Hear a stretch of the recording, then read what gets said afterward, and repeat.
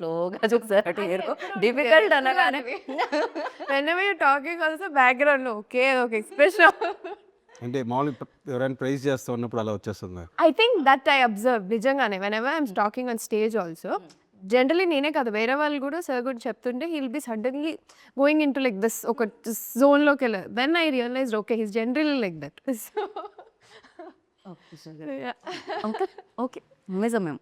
And you tell me like మీ track ఏదైతే ఉందో సునీల్ గారితో హిలేరియస్గా అనిపించింది అనమాట మాకు.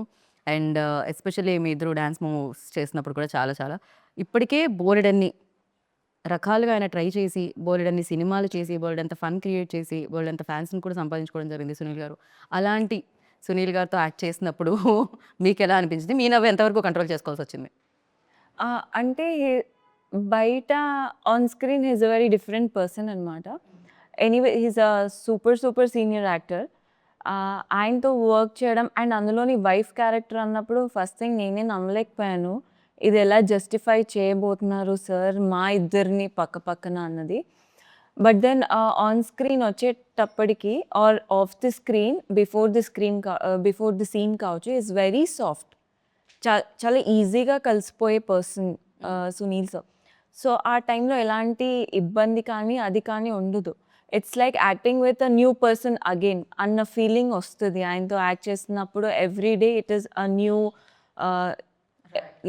ఇదనమాట.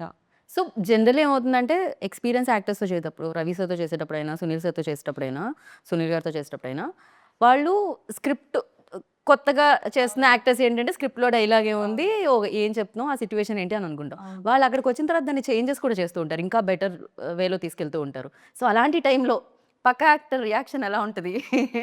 చేస్తారు యాక్చువల్లీ. బట్ ఇక్కడ కొన్ని సీన్స్లో ఏమైపోయిందంటే ఆల్రెడీ ఇద్దరం సీన్లో ఉన్నాం. సార్ ఒక సీన్ చెప్పేస్తారు, మాకు మేమే యాడ్-ఆన్స్ చేసుకునే అంత లిబర్టీ ఇచ్చారు సార్ మాకు ఫర్ అన్ యాక్టర్.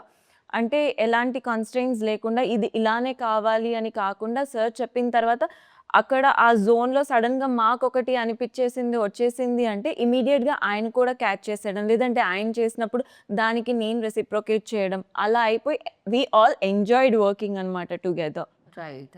అండ్ మీరు కూడా మీ కెరియర్లో లైక్ చాలా డిఫరెంట్ రోల్స్ వస్తున్నాయి. అవును, అలాంటి రావడం చాలా రేర్గా జరుగుతుంటుంది.